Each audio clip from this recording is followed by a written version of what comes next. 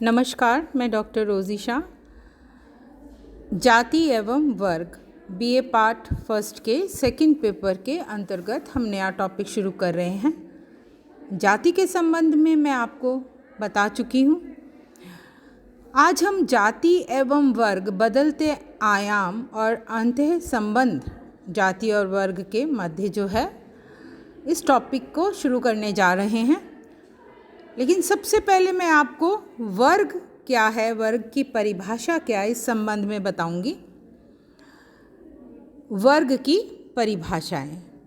जन्म के अतिरिक्त किसी भी आधार पर समाज में समूहों का निर्माण वर्ग कहलाता है, किंतु इस बात को लेकर विद्वानों में मतभेद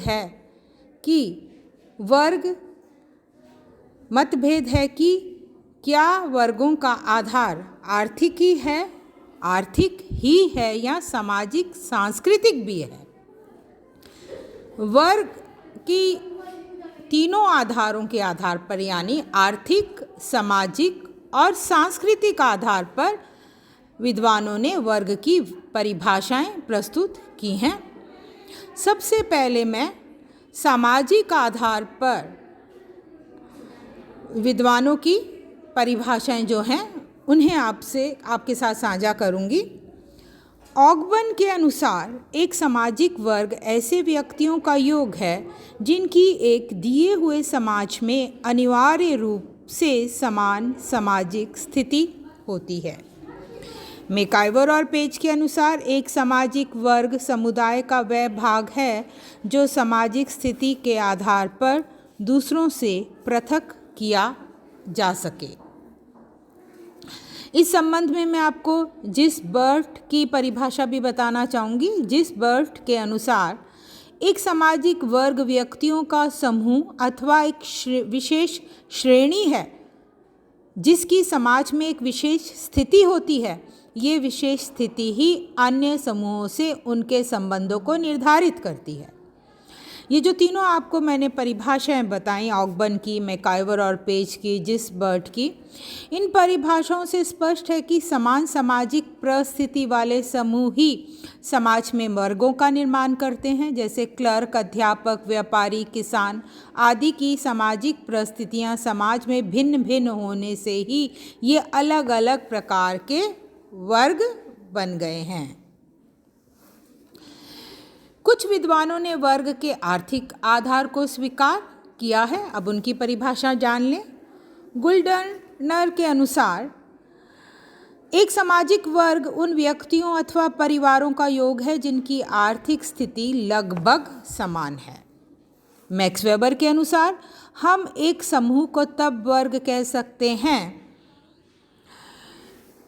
जबकि उस समूह के लोगों को जीवन के कुछ अवसर समान रूप से प्राप्त हों, यहाँ तक कि ये समूह वस्तुओं पर अधिकार या आमदनी की सुविधाओं से संबंधित आर्थिक हितों द्वारा पूर्णतः निर्धारित तथा वस्तुओं या श्रमिक बाजारों की अवस्थाओं के अनुरूप हों। इस प्रकार वेबर ये मानते हैं कि प्रत्येक वर्ग को एक सी आर्थिक सुविधाओं के अवसर प्राप्त होते हैं। प्रत्येक वर्ग का एक आर्थिक हित होता है और उसे वस्तुओं पर अधिकार व आमदनी के संबंध में कुछ निश्चित अवसर प्राप्त होते हैं जो वस्तुओं एवं श्रमिकों के बाजार भाव के अनुसार बदलते रहते हैं। कार्ल मार्क्स के अनुसार जीविका उपार्जन के विभिन्न साधनों के कारण मनुष्य पृथक पृथक वर्गों में विभाजित हो जाते हैं। उनके अनुसार एक सामाजिक वर्ग को उसके उत्पादन के साधनों और संपत्ति के वितरण के साथ होने वाले संबंधों के संदर्भ में ही परिभाषित किया जा सकता है। वर्ग के सांस्कृतिक आधारों का उल्लेख करने वाले विचारकों के विचार इस प्रकार हैं। ले पियर के अनुसार सामाजिक वर्ग एक सांस्कृतिक समूह है जिसे संपूर्ण जनसंख्या में एक विशेष स्थिति अथवा पद प्रदान किया जाता है। ऑल्सन लिखते हैं कि सामाजिक वर्गों का निर्माण उन व्यक्तियों के द्वारा होता है जिन्हें लगभग समान मात्रा में शक्ति, सुविधाएं और सम्मान मिला होता है। गिन्सबर्ग के अनुसार एक सामाजिक वर्ग ऐसे व्यक्तियों का समूह है जो व्यवसाय, धन, शिक्षा, जीवन यापन की विधियों, विचारों, भावनाओं, मनोवृत्तियों और व्यवहारों में एक दूसरे के समान होते हैं अथवा इनमें से कुछ आधारों पर एक दूसरे से समानता अनुभव करते हुए अपने को एक समूह का सदस्य समझते हैं। इस प्रकार वर्ग का सांस्कृतिक आधार मानने वाली परिभाषाओं में इस बात को स्पष्ट किया गया है कि एक वर्ग के लोगों की सांस्कृतिक विशेषताएं एक समान होती हैं। भारत में सामाजिक वर्ग की विशेषताएं, अब इन विशेषताओं को मैं आपको एक एक करके समझाऊंगी ताकि आपको वर्ग की अवधारणा अधिक स्पष्ट रूप से समझ आए। सबसे पहली विशेषता है समूहों का उतार चढ़ाव। समाज में वर्गों की एक श्रेणी होती है जिसमें कुछ वर्ग ऊपर एवं कुछ वर्ग मध्यम एवं कुछ वर्ग निम्नतम स्थान पर होते हैं। उच्च वर्ग के लोगों की सामाजिक प्रतिष्ठा, शक्ति अन्य वर्गों की तुलना में सबसे अधिक होती है और इनकी संख्या उच्च वर्ग के लोगों की बहुत कम होती है। निम्न वर्ग के सदस्यों की संख्या अधिक होती है लेकिन उनकी शक्ति और सामाजिक प्रतिष्ठा कम होती है और निम्न वर्ग के आर्थिक स्थिति लोगों की कमज़ोर होने के कारण कई सुविधाएं निम्न वर्ग को प्राप्त नहीं हो पाती। इस प्रकार से हम देखें तो वर्ग संरचना एक पिरामिड की भांति है जिसके धरातल पर अधिक लोग होने से उसका हिस्सा बड़ा होता है और शिखर पर कम लोग होने से उसका हिस्सा बहुत छोटा होता है। भारत में लगभग 26% लोग निम्न वर्ग के हैं जो गरीबी रेखा के नीचे जीवन व्यतीत करते हैं, जबकि 5% लोग ही ऐसे हैं जो विभिन्न प्रकार की सुविधाओं से संपन्न हैं। इस पिरामिड में जो मध्य भाग है वो मध्यम वर्ग के लोगों का होता है जो उच्च वर्ग के लोगों से की प्रतिशत से अधिक होता है और निम्न वर्ग के लोगों के प्रतिशत से अधिक होता है। समान परिस्थिति, मैं यहाँ पर फिर बोल दूँ इक्वल स्टेटस, याद रखिएगा। एक वर्ग के लोगों की सामाजिक परिस्थिति एक समान होती है। परिस्थिति निर्धारण के कई आधार है। संपत्ति को यदि हम आधार माने तो उन लोगों की सामाजिक परिस्थिति ऊंची होती है जिनके पास संपत्ति अधिक है, और यदि किसी समाज में शिक्षा को आधार माना जाता है तो उन लोगों की सामाजिक परिस्थिति ऊंची होती है जो शिक्षित होते हैं, यानी अशिक्षितों की तुलना में शिक्षित लोगों की सामाजिक परिस्थिति और प्रतिष्ठा ऊंची होती है और भिन्न भिन्न होती है। फिर भी कोई एक ही आधार सामाजिक परिस्थिति का निर्धारण नहीं करता है। उसमें अन्य तत्व जैसे व्यवसाय, जाति की सदस्यता, व्यवसाय की प्रतिष्ठा आदि भी महत्वपूर्ण होते हैं। उदाहरण के तौर पर मैं अगर आपको बताऊं तो यदि हम संपत्ति को आधार मानते हैं कि संपत्ति को आधार मान के समाज में सामाजिक परिस्थिति प्राप्त होती है, लेकिन वो संपत्ति आई कहाँ से है, धन का स्रोत क्या है, व्यक्ति का व्यवसाय क्या है, ये बात भी बहुत महत्वपूर्ण है। अब हम तीसरी विशेषता समझेंगे, उच्च नीच की भावना। एक वर्ग के लोग दूसरे वर्ग के प्रति उच्चता या हीनता की भावना रखते हैं तथा अपने वर्ग के प्रति एक वर्ग के लोगों में हम की भावना पाई जाती है। शासक एवं संपन्न लोग शासित एवं गरीब वर्गों को अपने से नीचा और हीन समझते हैं तथा निर्धन लोग धनी वर्ग को अपने से ऊंचा समझते हैं। ये है ऊंच और नीच की भावना। वर्ग चेतना, प्रत्येक वर्ग के लोगों में वर्ग जागरूकता या चेतना पाई जाती है। प्रत्येक वर्ग की सामाजिक प्रतिष्ठा दूसरे वर्ग से भिन्न होती है। उसमें उच्चता, निम्नता, समानता की भावना पाई जाती है।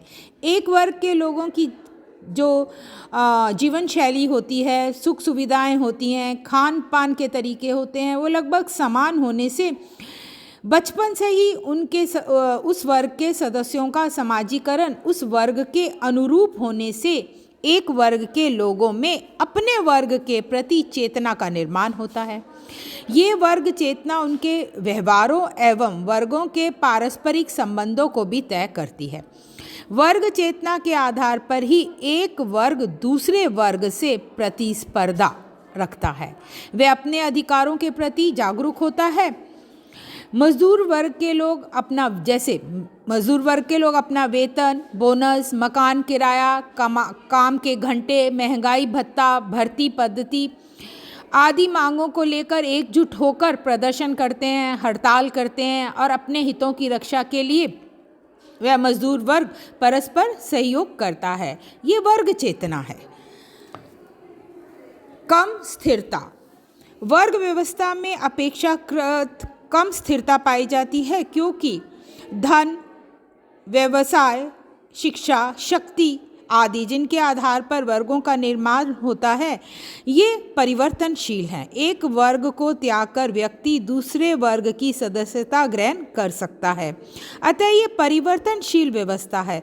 किंतु वर्ग परिवर्तन में भी समय लगता है, ये कार्य कुछ घंटों में नहीं होता है। प्रायः एक व्यक्ति अपने जीवन काल में एक ही वर्ग का सदस्य बना रहता है। जन्म का महत्व नहीं। एक व्यक्ति हमेशा उसी वर्ग का सदस्य होगा जिसमें उसका जन्म हुआ है। ऐसा नहीं है, ये आवश्यक नहीं है।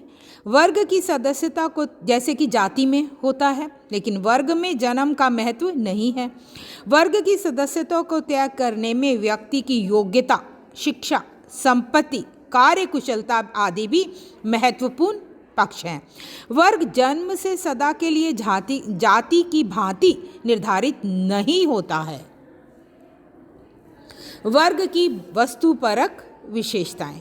एक वर्ग को पहचानने एवं एक दूसरे से भिन्न करने के लिए वर्ग की कुछ विशेषताओं को देखा जाता है, जैसे मोहल्ले की प्रतिष्ठा, मकान का प्रकार, रहन सहन, आय, शिक्षा, बोलने का तरीका आदि। संपन्न एवं प्रतिष्ठित लोग पक्के एवं अच्छे प्रतिष्ठित मकानों, कॉलोनीज में रहते हैं। उनकी शिक्षा, आय ऊंची होती है तथा व्यवहार का एक प्रतिमान उनमें पाया जाता है। निम्न वर्ग के लोग झोंपड़ियों, कच्चे मकानों, गंदी बस्तियों में रहते हैं। उनकी आय एवं शिक्षा कम होती है। इस प्रकार बाह्य विशेषताओं को देखकर एक वर्ग की पहचान की जा सकती है। वर्ग का खुला होना या मुक्त द्वार। वर्ग व्यवस्था जाति की भांति बंद और कठोर नहीं होकर मुक्त होती है। इसका अर्थ ये है कि एक व्यक्ति एक वर्ग से दूसरे वर्ग में आ जा सकता है। एक व्यक्ति मेहनत करके धनी बन सकता है और उच्च वर्ग की सदस्यता ग्रहण कर सकता है, और दूसरी ओर संपन्न व्यक्ति धन गंवाकर गरीब वर्ग में सम्मिलित हो सकता है। इसलिए ये ज़रूरी नहीं है कि एक व्यक्ति जीवन पर्यंत उसी वर्ग का सदस्य रहेगा जिस वर्ग में उसने जन्म लिया है। यानी मुक्त द्वार मतलब वर्गों में, एक वर्ग से दूसरे वर्ग में, दूसरे वर्ग से नीचे वाले वर्ग में आना जाना संभव है। सीमित सामाजिक संबंध। एक वर्ग के लोगों के सामाजिक संबंध अधिकतर अपने ही वर्ग के लोगों तक सीमित होते हैं और दूसरे वर्गों से एक निश्चित सामाजिक दूरी एक वर्ग के लोग रखते हैं। वे अपने ही वर्ग में जीवन साथी का चुनाव करते हैं और अपने ही वर्ग में वे आना जाना और सामाजिक संबंध रखना पसंद करते हैं। सामाजिक एवं सांस्कृतिक समानता के कारण एक वर्ग के लोगों के संबंध अपने ही वर्ग में पाए जाते हैं। इसलिए आप देखते हैं कि विवाह आयोजनों में या और उत्सव त्योहारों में या विवाह संबंध स्थापित एक ही वर्ग में प्राय लोग अपने ही वर्ग के लोगों में करना पसंद करते हैं। वर्ग चेतना, ये मैं आपको अभी बता चुकी हूँ, ये पॉइंट रिपीट हो गया है, इसलिए आप इस पे को नज़रअंदाज कीजिए। वर्गों की अनिवार्यता। समाज में सभी व्यक्ति शिक्षा, व्यवसाय, धन, योग्यता आदि की दृष्टि से एक समान नहीं होते हैं। व्यक्तियों में पाई जाने वाली इन भिन्नताओं के आधार पर समाज में स्वतः ही वर्ग की विशेषताएं आवश्यक रूप से पैदा हो जाती हैं। एक विशेषता से संबंधित समूह के लोग एक वर्ग का निर्माण करते हैं। सामान्य जीवन, एक वर्ग के लोगों का जीवन जीने का तरीका लगभग एक जैसा या एक समान होता है। उच्च वर्ग के लोग विशिष्ट वस्तुओं का उपयोग करने, अपव्यय करने एवं दिखावा करने में अधिक विश्वास रखते हैं। मध्यम वर्ग के लोग रूढ़ियों एवं प्रभावों के पालन में अधिक विश्वास करते हैं। निम्न वर्ग का जीवन अभावग्रस्त होता है। पूर्णता अर्जित, क्योंकि वर्ग की सदस्यता जाति की तरह जन्म से निर्धारित नहीं होती या और अजन्म, ऐसा नहीं है जिस जाति में जन्म लिया है उसी की सदस्यता आपको प्राप्त हो। इसलिए जो वर्ग की सदस्यता है ये अर्जित है। एक व्यक्ति अपने गुणों, उपलब्धियों, शिक्षा, धन में वृद्धि करके उच्च वर्ग की सदस्यता को प्राप्त कर सकता है। जीवन के अवसर, मैक्स वेबर का मत है कि एक वर्ग के लोगों को जीवन के एक विशिष्ट अवसर एवं सुविधाएं समान रूप से प्राप्त होती हैं। मजदूरी करने के अवसर गरीब वर्ग को तथा नए उद्योग धंधे खोलने के उच्च जीवन स्तर बनाए रखने के अवसर संपन्न लोगों को समान रूप से प्राप्त होते हैं। उपवर्ग, यहाँ पर एक पॉइंट है और उपवर्ग। प्रत्येक सामाजिक वर्ग में कई उपवर्ग पाए जाते हैं। यानी जो एक वर्ग है, जैसे मैंने आपको बताया उच्च वर्ग, मध्यम वर्ग, निम्न वर्ग, तो इन उच्च, मध्यम और निम्न वर्गों में भी उपवर्ग पाए जाते हैं। उदाहरण के लिए मध्यम वर्ग में भी सभी एक समान नहीं होते हैं, उनमें भी उच्च मध्यम वर्ग, मध्यम वर्ग एवं निम्न मध्यम वर्ग आदि उपखंड होते हैं। इसी प्रकार के उपखंड उच्च वर्ग में भी होते हैं और निम्न वर्ग में भी होते हैं। मेरा कहने का अर्थ है कि एक वर्ग में सभी लोग एक समान नहीं होते हैं। अब मैं आपको अपनी नेक्स्ट क्लास में वर्गों का आर्थिक आधार और भारत में वर्ग विभाजन के आधार और भारत में सामाजिक वर्गों की संरचना किस प्रकार की है इसे बताऊंगी। धन्यवाद।